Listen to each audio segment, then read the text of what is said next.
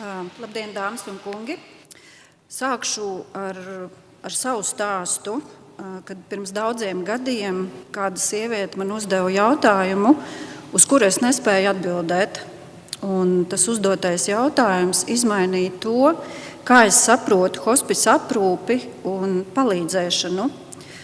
Tā bija pirmā reize manā mūžā, kad es kā hospice brīvprātīgā devos uz kādu slimnīcu, lai iepriecinātu nedziedināmi slimus cilvēkus, iepriecinātu ar saldējumu. Es biju diezgan pacelātā noskaņojumā, jo es taču gāju kādu iepriecināt, gāju palīdzēt grūtā situācijā. Bija brīnišķīga saulaina vasaras diena. Daudzi pacienti bija izvesti ārā svaigā gaisā. Es iegāju pirmajā palātā. Palātā bija puskrēsla, bija klusums, un no 4 gultām tikai viena bija aizņemta. Tajā gulēja sieviete, pagriezusies ar seju pret sienu. Uzmanīgi, negribot viņu iztraucēt, pateicu, kas es esmu, un ka vēlos viņu iepriecināt ar saldējumu.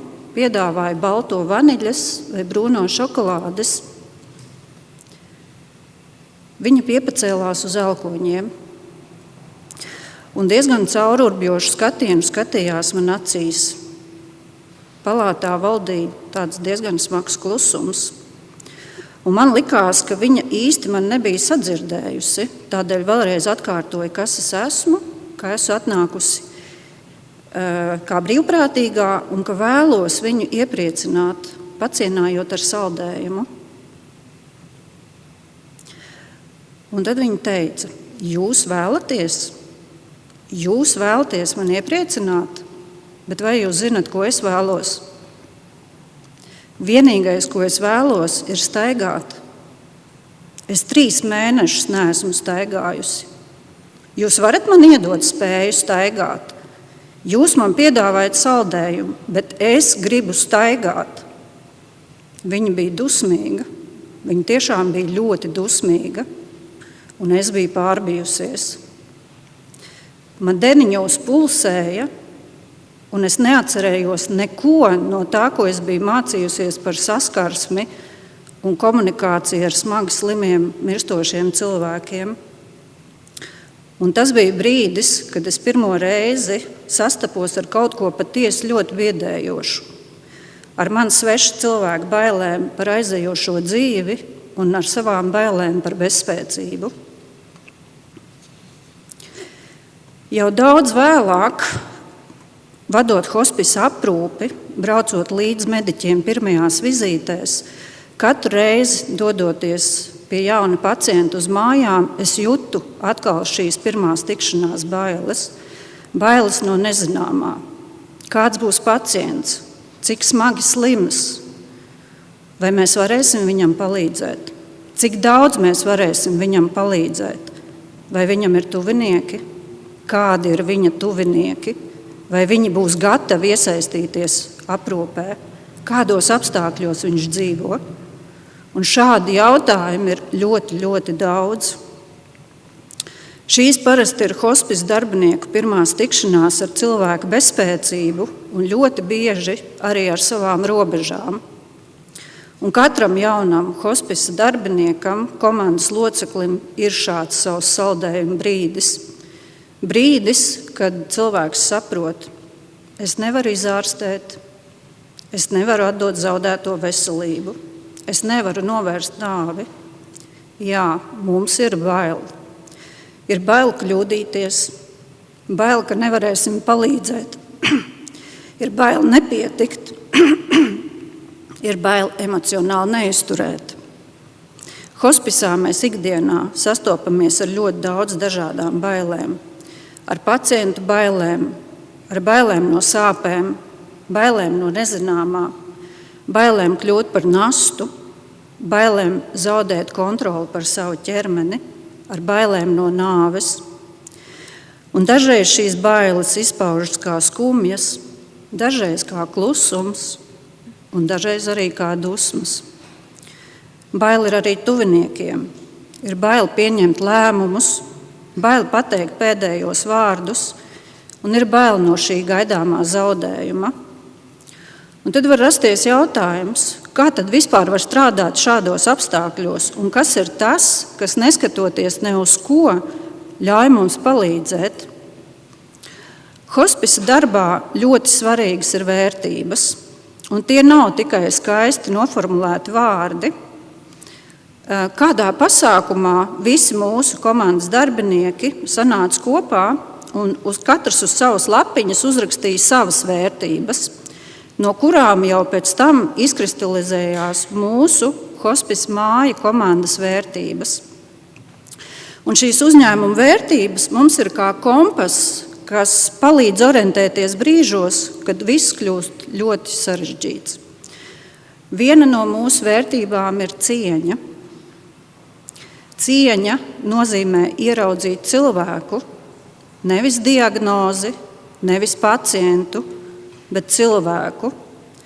Cieņa nozīmē nevērtēt cilvēku, pieņemt viņu, neskatoties ne uz ko, arī viņa emocijas, pat tad, ja tās ir dusmas. Un tai sievietei tajā palātā viņa nebija nepateicīga, viņa sēroja par savu zaudēto dzīvi, un viņai bija tiesības uz šīm emocijām. Vēl viena mūsu vērtība ir līdzjūtība.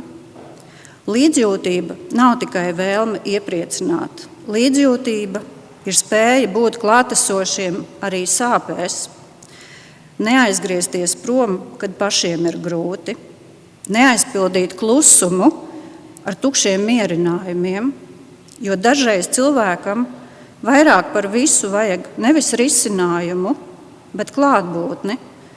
Vajag kādu cilvēku, kurš paliek. Un tad nāk trešā vērtība – drosme. Hospisā drosme nav skaļa, tā nav varonība, tā ir ļoti klusa drosme. Drosme uzsākt sarunu par nāvi, ja pacients to vēlās. Drosme būt godīgam, drosme palikt. Palikt arī tad, kad tu nevari izārstēt. Palikt arī tad, kad tu nevari novērst sāpes.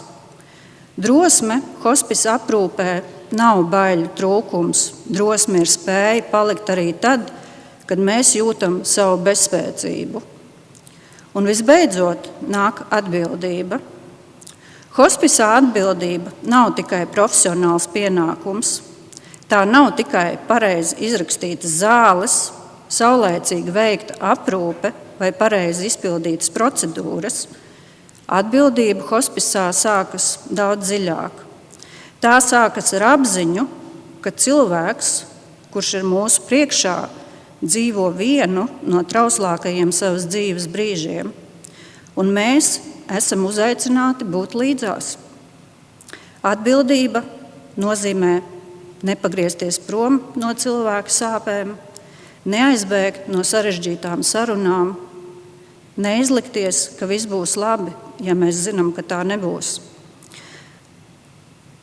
Atbildība nozīmē būt godīgiem un patiesiem. Tā nozīmē rūpēties par cilvēka cieņu arī tad, kad viņš pats vairs nespēja par to iestāties. Atbildība nozīmē arī rūpēties par mieru, par to, lai cilvēks savas dzīves pēdējos brīžos nepaliktu viens, nepaliktu bailēs, nepaliktu nesadzirdēts. Bet atbildība hospisā ir arī pret mūsu kolēģiem, pret tiem, kuri katru dienu satiek cilvēku sāpes. Mēs esam atbildīgi par vidi, kurā var runāt par grūtībām, kurā var atzīt savu nogurumu, kurā līdzjūtība attiecas ne tikai uz pacientiem, bet arī uz komandas locekļiem. Jo tikai tad mēs varam patiesi kalpot. Hospisā atbildība nozīmē darīt savu darbu profesionāli, bet vēl vairāk darīt to ar cilvēcību. Un reizēm lielākā atbildība ir vienkārši būt līdzās. Es dažreiz domāju par to sievieti, par to pirmo tikšanos, par viņas dusmām un par to, ar kādu izmisumu viņa teica, es gribu staigāt. Tajā brīdī es viņai nevarēju iedot to, ko viņa visvairāk vēlējās. Un hospisa aprūpē mēs ar to sastopamies ļoti bieži. Mēs nevaram atdot cilvēkam veselību, mēs nevaram apturēt laiku, mēs nevaram novērst nāvi, bet mēs varam iedot kaut ko citu. Mēs varam iedot cieņu, mēs varam kalpot ar līdzjūtību, mēs varam iedot drosmi būt patiesiem. Un pats galvenais, mēs varam iedot savu klātbūtni. Bailes mazinās nevis tad, kad mēs atrodam pareizos vārdus, bet tad, kad kāds paliek līdzās. Un ļoti iespējams tieši tur un tajā brīdī, kad kāds paliek līdzās, bailes sāk pārvērsties mierā. Paldies!